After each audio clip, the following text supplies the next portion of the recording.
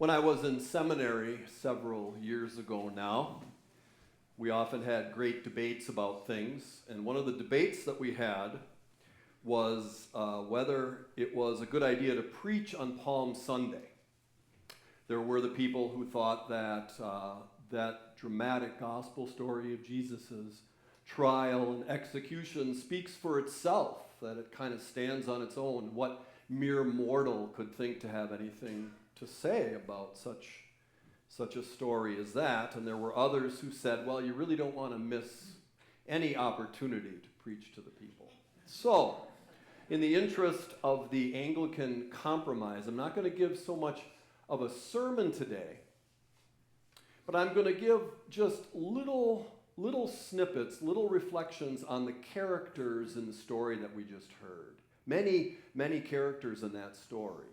And each of the accounts of Jesus' trial and crucifixion in the four Gospels is a little bit different, and different characters appear in different Gospels. And so what I've done is I've just reflected a little bit on all the characters in the story as a way of inviting us perhaps to think about where we might fit in to that story that we just heard, the story of Jesus' trial and death. Where might we fit in? Who do we identify with? It was interesting, after the 8 o'clock service, somebody came up to me and said, people have called me a Joseph of Arimathea along the way.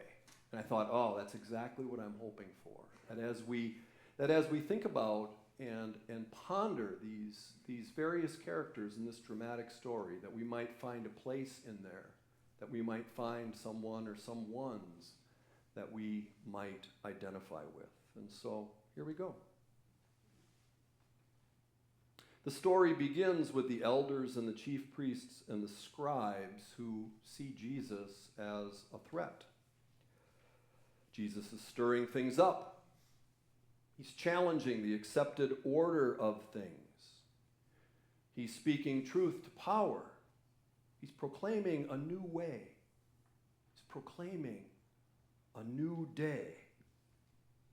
And these folks like the old way just fine. Pilate seems ambivalent about Jesus, and he just kind of wants to pass the buck. So he sends Jesus to Herod.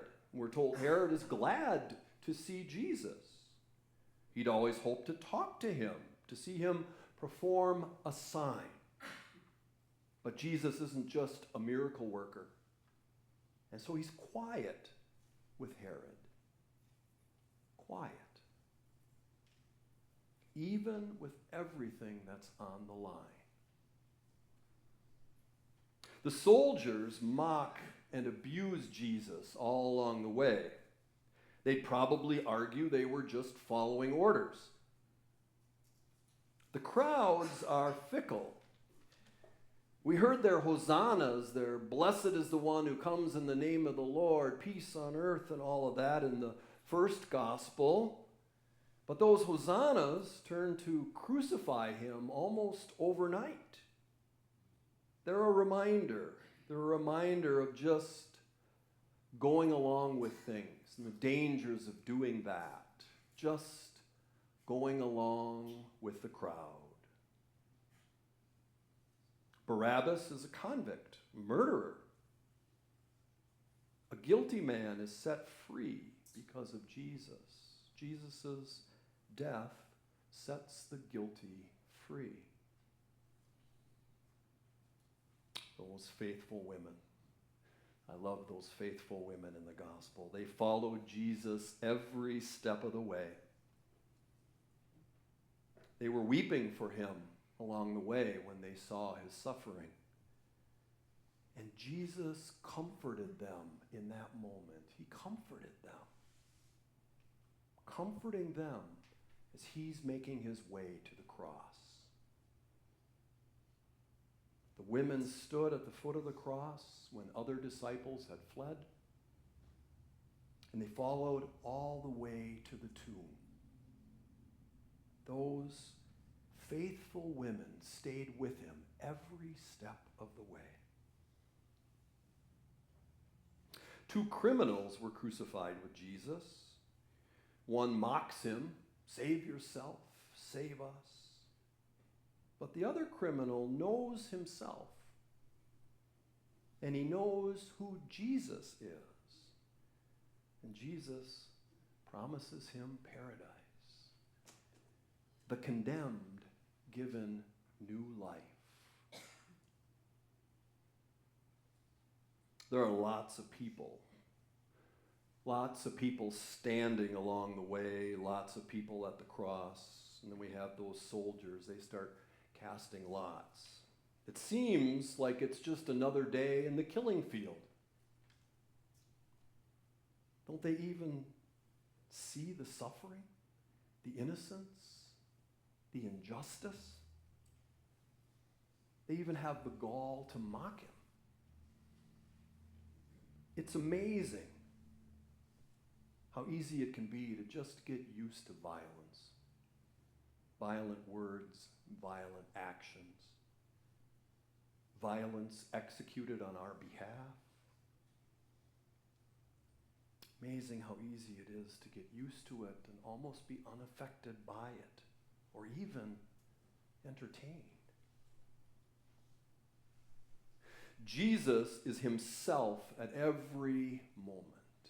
Every moment he is himself.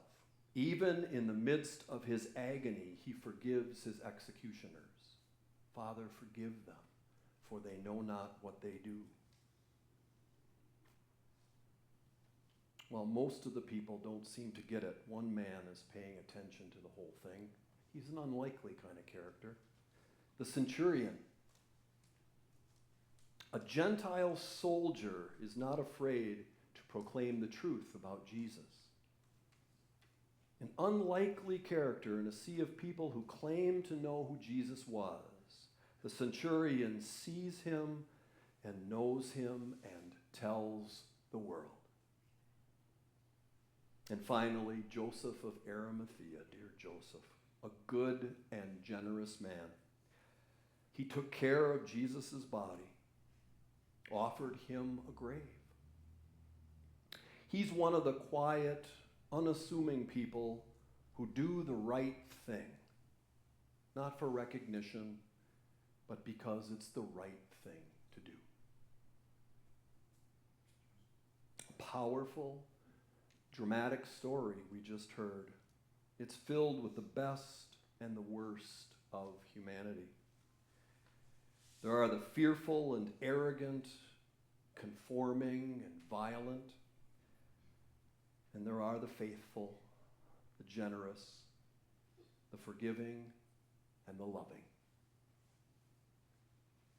This Palm Sunday, as we hear the story of Jesus' death once again, perhaps we're inspired to look within and ask, where do I fit in this powerful story? Who do I identify with?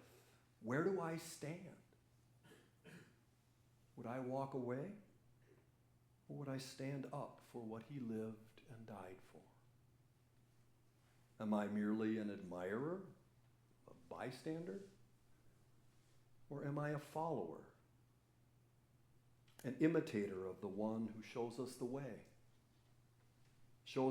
to live, the way to serve, the way of love? Amen.